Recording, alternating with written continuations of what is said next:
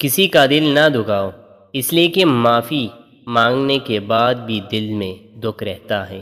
قرآن مجید فرماتا ہے، اور دنیا کی زندگی سوائے دھوکے کے اور کچھ نہیں، تباہی اور بربادی ہے ہر اس شخص کے لیے جو دوسروں کے عیب ڈھونڈتے ہیں اور لوگوں کے پیٹھ پیچھے برائی کرتے ہیں۔ لوگوں کا حساب عمل کا وقت نزدیک آ پہنچا ہے اور وہ غفلت میں پڑے اس سے منہ پھیر رہے ہیں۔ اگر اللہ تمہاری مدد کرے تو تم پر کوئی غالب نہیں آ سکتا۔ جو لوگ ظلم سے یتیموں کا مال ہڑپ کر جاتے ہیں وہ در حقیقت اپنے پیٹ میں آگ بھرتے ہیں۔ کیا لوگوں نے یہ سمجھ کر رکھا ہے کہ وہ بس اتنا کہنے پر چھوڑ دیے جائیں گے کہ ہم ایمان لائے اور ان کو آزمایا نہ جائے گا؟ ہر جاندار کو موت کا مزہ چکھنا ہے اور ہم اچھے اور برے حالات میں ڈال کر تم سب کو آزما کر رہتے ہیں، آخر کار تمہیں ہماری ہی طرف پلٹنا ہے۔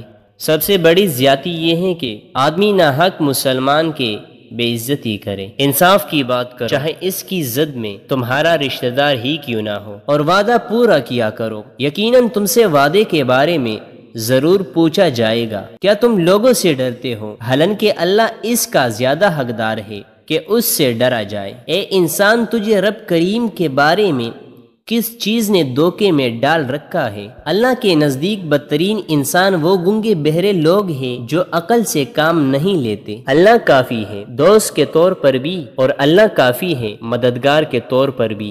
درخت سے گرنے والا کوئی پتا بھی ایسا نہیں جس کا علم اللہ کو نہ ہو۔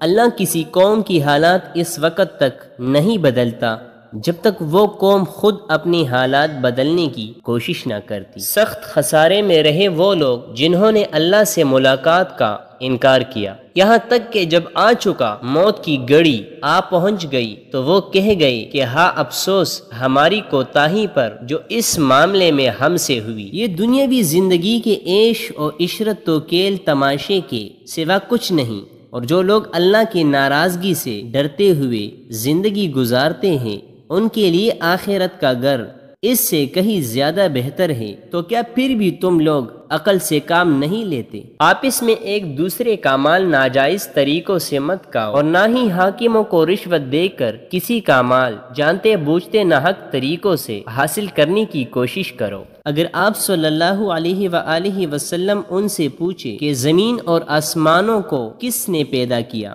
تو یہ لوگ یقیناً یہی جواب دیں گے کہ انہیں اس زبردست ہستی نے پیدا کیا ہے جو بڑا عزیز و علیم ہے۔ اے لوگو، اللہ کے اس احسان کو یاد کرو کہ اس نے تمہیں پیدا کیا۔ کیا اللہ کے سوا بھی کوئی اور خالق ہے جو تمہیں آسمان اور زمین سے رزق عطا کرے؟ آخر تم کہاں سے دھوکہ کھا رہے ہو؟ اللہ کی آیات کے بارے میں وہی لوگ جھگڑتے ہیں جنہوں نے کفر کا رویہ اپنا لیا، لہٰذا ان لوگوں کا دنیا میں دندناتے چلنا پھرنا تمہیں کسی دھوکے میں نہ ڈالے۔ نماز قائم کرو اور زکوٰۃ ادا کرو، اور جو نیکی بھی تم اپنے لیے آگے بھیجو گے اسے اللہ کے پاس موجود پاؤ گے، اور جو کچھ بھی تم کر رہے ہو اللہ اسے خوب دیکھ رہا ہے۔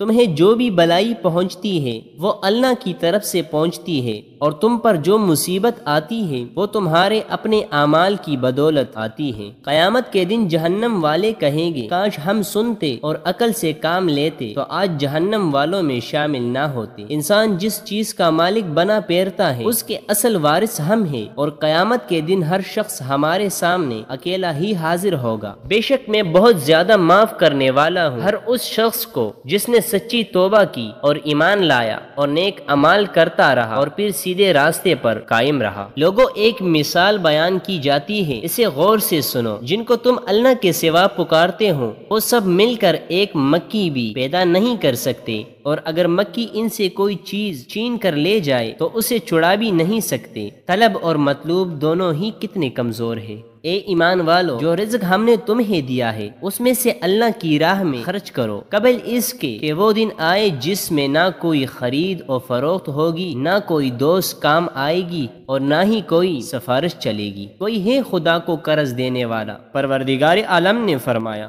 کون ہے جو اللہ کو قرض حسنہ دے کہ وہ اس کو دگنا کر دے اور اس کے لیے باعزت اجر بھی ہو۔ تم لوگ دنیا کی زندگی چاہتے ہو، حالانکہ اللہ کی نظر میں آخرت تمہارے لیے زیادہ بہتر ہے۔